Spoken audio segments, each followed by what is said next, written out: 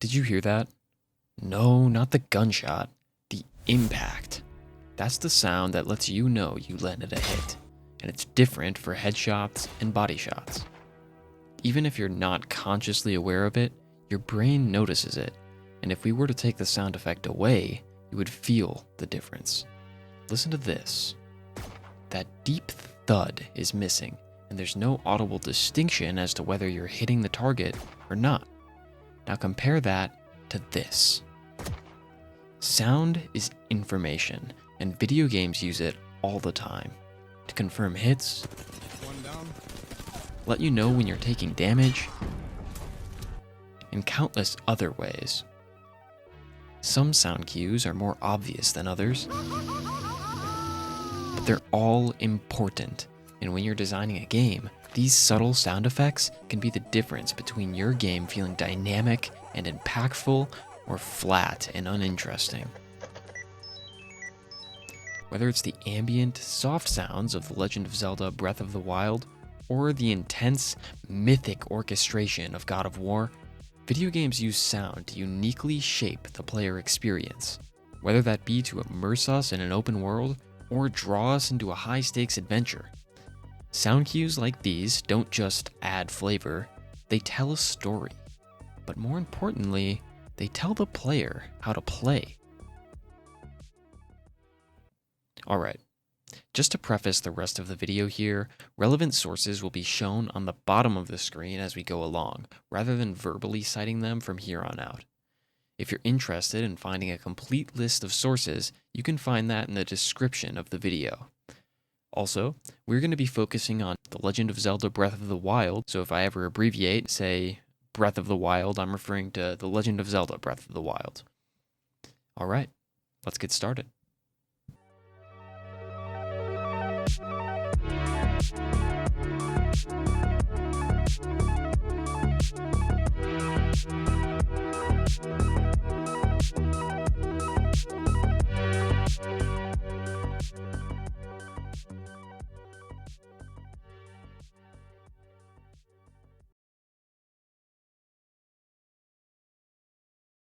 The Legend of Zelda Breath of the Wild drastically changed the scope and gameplay of the Zelda series, but also expanded what it really meant to be free in a video game.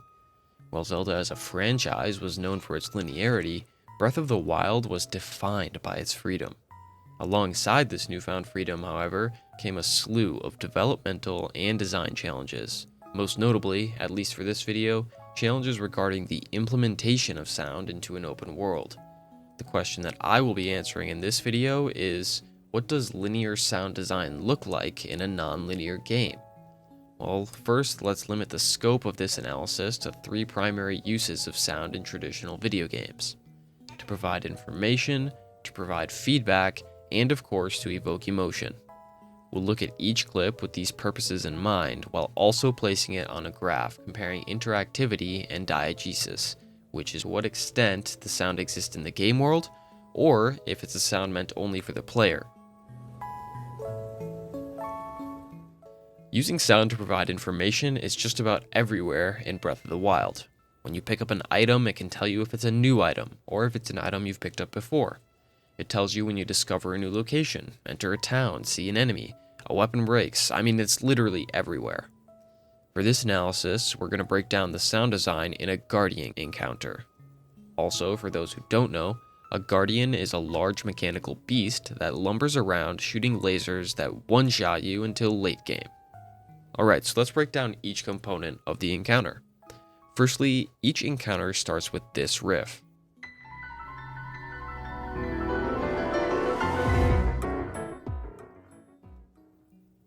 So how does this fit into our analytical framework? Well, the purpose of the sound is clearly to provide information to the player, but what about interactivity versus diegesis? Well, this one is a little more complicated. The riff is clearly non-diegetic, so that leaves interactivity, and I'm going to put it here on the graph. While the sound technically is a response to the position of the player, they don't have direct control over it, and the sound doesn't play until the Guardian sees Link, not the other way around. Therefore, I believe this spot is warranted. Alright, let's move on to the next sound. While the initial riff is still playing, The Guardian will target you with its laser while making this beeping sound. This sound increases in pitch once the Guardian is closer to shooting, before cutting out when the beam is shot. This one is easy. It's informative, non-interactive, and diegetic. It goes here. Next up, the background music.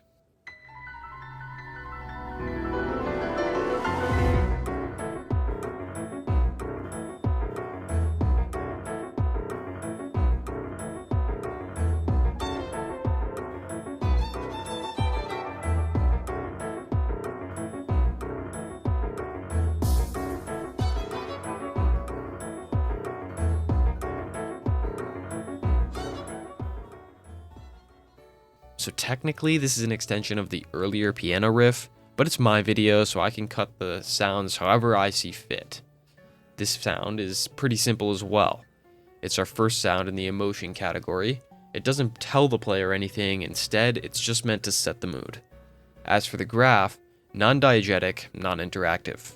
It lands here. So what happens when you hit the Guardian? Well, it makes either this sound,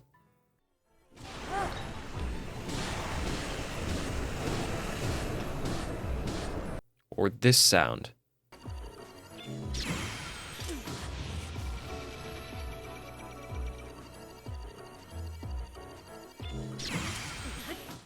Depending on whether you parried the laser or smacked it with a broom or any other weapon. Of course, these sounds are meant to give feedback to the player. It lets the player know they've hit the target. The sound is also completely interactive. The player directly causes the sound, or it comes as a direct result of the player's actions. Now this is where it gets a little tricky. Is this impact sound diegetic? I mean, it probably makes some sound when you hit the Guardian, but these sounds are a little emphasized, right? Well, guess what? It doesn't matter. These sounds are 100% diegetic. Whether or not the sound is realistic doesn't matter.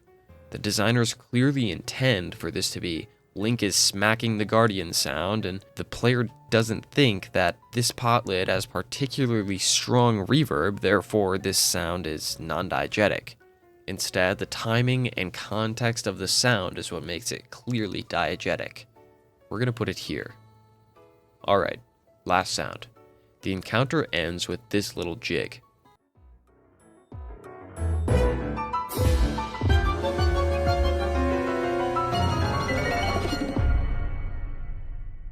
This one is nice and simple, a double category of emotion and information, and non-diegetic, non-interactive.